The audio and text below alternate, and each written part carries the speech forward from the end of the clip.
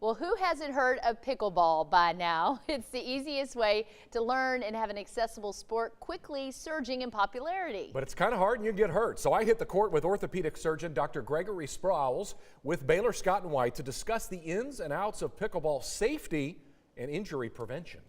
Anytime anybody engages in activity, it can be a little dangerous out there. Pickleball's a new sport. What are some of the injuries that we're seeing with pickleball? We see a lot of distal radius fractures, ankle sprains, hamstring pulls, things like that.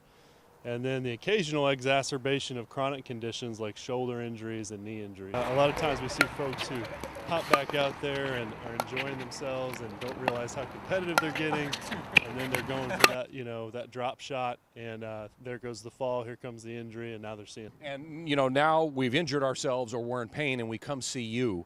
What are some of the common treatments that you're advising? Everywhere from maybe not a break, but we might have a sprain or some serious pain or a serious deep bruise. Right. So, I usually start with conservative measures when that is applicable, and so we always begin with ice, stretching, over-the-counter anti-inflammatories, and then we move that up the chain to formal physical therapy when that's necessary.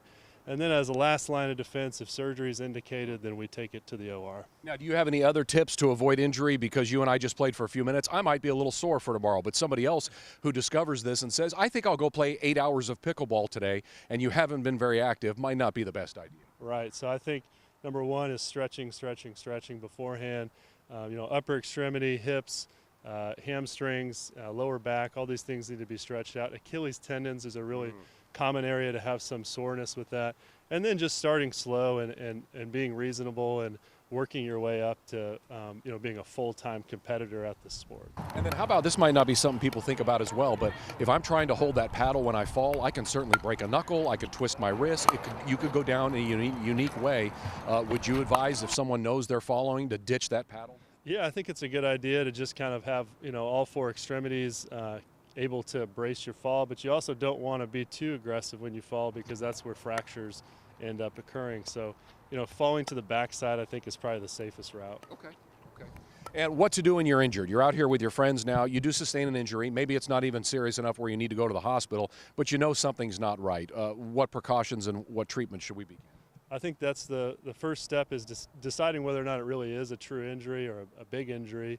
If it's just a sprain or a strain, then you kind of have to let things settle a little bit and decide if you need to come in urgently to see us.